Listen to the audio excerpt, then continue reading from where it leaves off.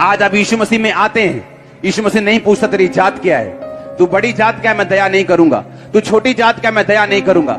Bible कहती है जितने यीशु मसीह को मानते हैं वो सारे क्रिश्चियन बन जाते हैं, मसीही बन जाते हैं, मसा किया वो बन जाते हैं। कोई छोटा नहीं, कोई बड़ा नहीं, कोई ऊंची जात नहीं, कोई छोटी जात नहीं, सब एक से। बाइबल कहती ना कोई यहूदी ना कोई यूनानी, जितना मैं वैल्यूबल हूं उतने ही आप वैल्यूबल हैं। हालेलुया।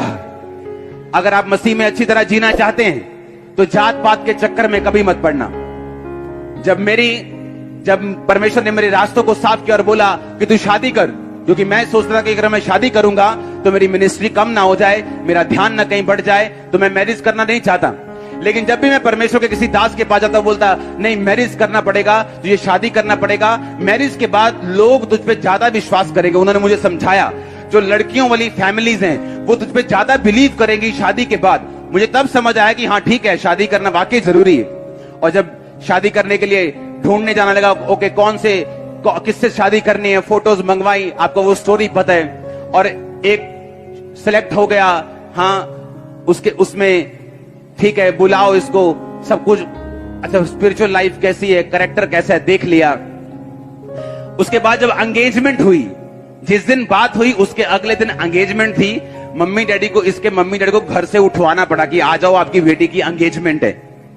सुनो मेरी बात, एंगेजमेंट होने के बाद हम एक दूसरे से पूछ रहे थे अच्छा तेरी जाति कौन सी है, अच्छा मैं अरोड़ा खत्री हूं, अच्छा तेरी जाति कौन सी है, हाँ हम आद धर्मी है, हम उस गांव से, अच्छा ये हमारी ऐसी होती है, ये हमारी जाति छोटा होता है, ये बड़ा होता है। कोई कुछ नहीं पूछा मैरिज के पहले तक। आज मैंने देखा है क्रिश्चियन लोगों में बड़े बड़े रिश्ते, सुनो मेरी बात, बड़े बड़े रिश्ते जो खुदा ने भेजे होते हैं मिस कर जाते हैं। पता है क्यों? जाति मैच नहीं करती। मैंने अपनी आंखों से देखा लोगों को। आपको ना तो जाति से नफरत करनी है और ना ही ये सोचना है कि नहीं मैंने तो अलग जात से ही शादी करनी। नो, आपको उससे शादी करनी जो आपके लिए बनाया गया हो। और ये तभी हो सकता है अगर आप जात पात को, ऊंच नीच को, अमीरी गरीबी को दिमाग से निकाल दें। हालेलुया। और लोग बोले चर्च में, कहते यार इतनी सिंपल लड़की पापा ने पसंद की, असी हमें तैयार होके आंदिया रही थे। हाँ, और इतने गरीब घर की लड़की की बारिश आती तो पानी छतों से नीचे टपकता था। ये क्या किया? और मुझे मालूम था कि आज मेरी लाइफ, मेरी मैरिड लाइफ, आप सबसे ज्यादा ब्लेस है। मैं आपको चैलेंज कर सकता हूं। रीजन क्या? मैंने आत्मा को फॉलो किया। हालेलुया। मैं जानता हूं मैं बाइबल में कौन हूं। मैं मसीही हूं, मैं मसा किया गया हूं। मुझे वही जगह जाना है, उन्हीं लोगों के साथ मिलना है जो मसा किए गए हों। आप जानते हैं जो परमेश्वर ने आपके लिए चुना हुआ, आप उसे कभी हासिल नहीं कर सकते जब तक आप पूरी तरह से इस शैतान के और शरीर के और रीति रिवाजों के बंधन जो लोगों ने बनाए हैं, जब तक आप उनसे आजाद नहीं हो जाते। हालेलुया। आपको यह बात समझनी है कि परमेश्वर ने आज आपको चर्च इसलिए भेजा कि वो आपको वर्ड दे सके और आप अपनी डेस्टिनी की ओर भाग सके, अपनी मंजिल की ओर भाग सके। वो आपको वचन दे सके, आपको मालूम हो मुझे क्या करना है। एक क्रिश्चियन होने के नाते, एक मसीह होने के नाते मुझे क्या करना है और परमेश्वर ने मेरे लिए क्या चुना हुआ है।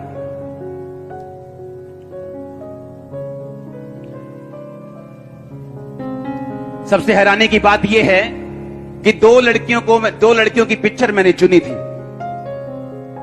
और मैंने इसकी पिक्चर, सोनिया की पिक्चर सेकंड चुनी थी।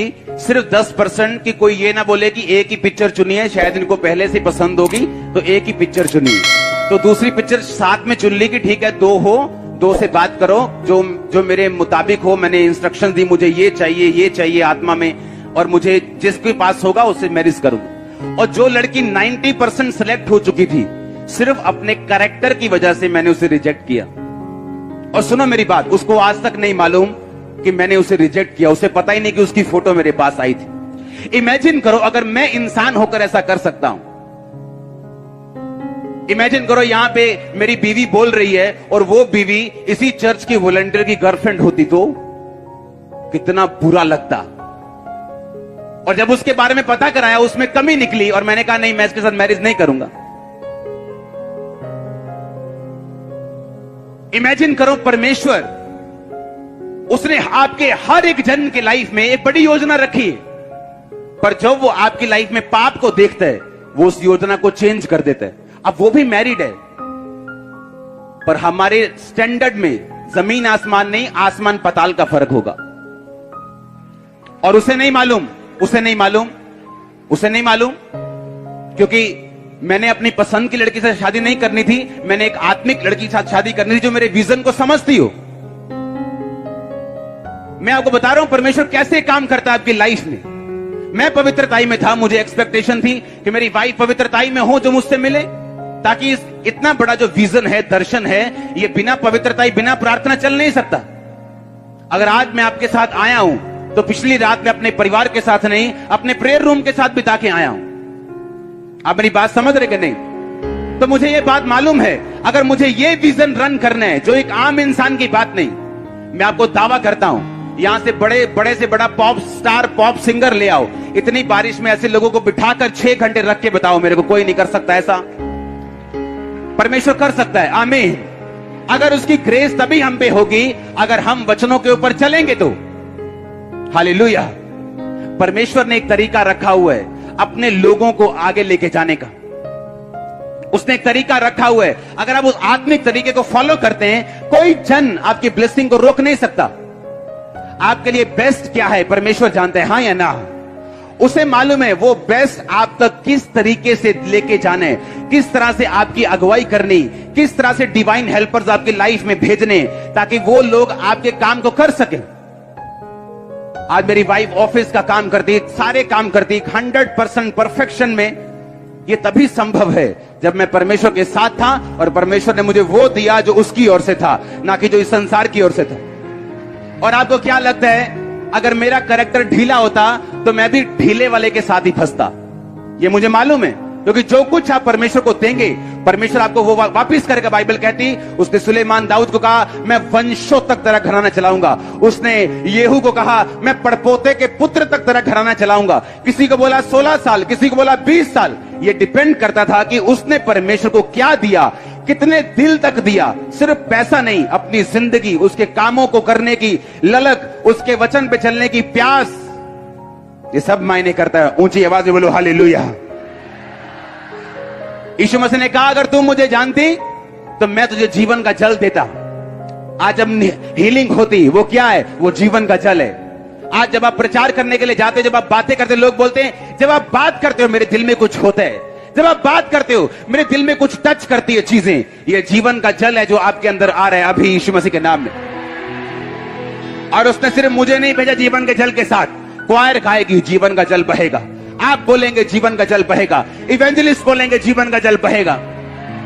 उसने कहा, अगर मैं तुम्हें वो जल दूंगा तो कभी प्यासा ना होगा। हालेलुया।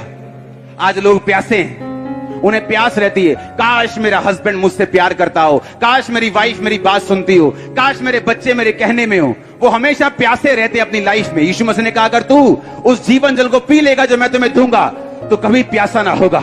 लोग तेरी इज्जत करेंगे, तेरा घराना तेरे साथ चलेगा, तेरे लोग तेरे साथ चलेंगे, तेरा बिजनेस तेरी बात को सुनेगा, अगर तू उस जीवन जल को पिएगा तो। हालेलुया। उस जीवन जल को पीना कैसे? बस यीशु मसीह को बोलना, मेरे दिल में आ, उसके अनुसार उसकी राहों पे चलना, उसके वचन पे चलना।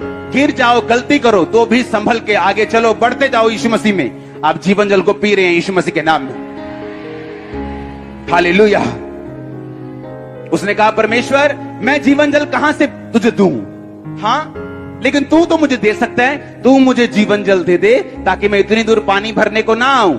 अभी भी उस औरत को समझ नहीं आई, अभी भी वो शरीर में थी कि मैं पानी भरने को ना आऊं तो मुझे वो जीवन जल दे दे, वो जादू वाला जो मटका है ना वो दे दे, मैं घर पे पानी भरती रहूंगी, टूटी लगा दे जादू वाली। यीशु मसीह ने कहा, नहीं, वो जीवन जल नहीं।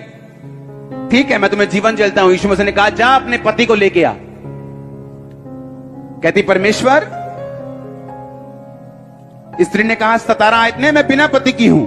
यीशु ने कहा, तू ठीक कहती है कि तू बिना पति की है, क्योंकि तू 5 पति कर चुकी है और जिसके पास तू अब भी है वो तेरा पति नहीं। तूने सच कहा है। सुनो मेरी बात।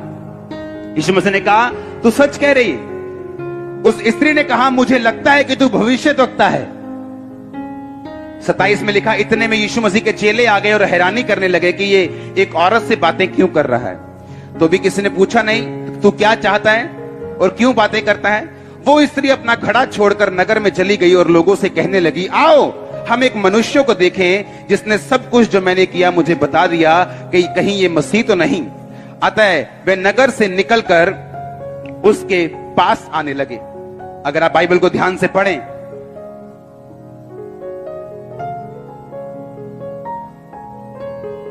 तो 39 आयत में लिखा, उस नगर के बहुत से सामरियों ने उस स्त्री के कहने से यीशु पर विश्वास किया, क्योंकि उसने ये गवाही दी कि मैंने जो भी काम किए यीशु मसीह ने मेरी सारी जिंदगी मुझे बता दी।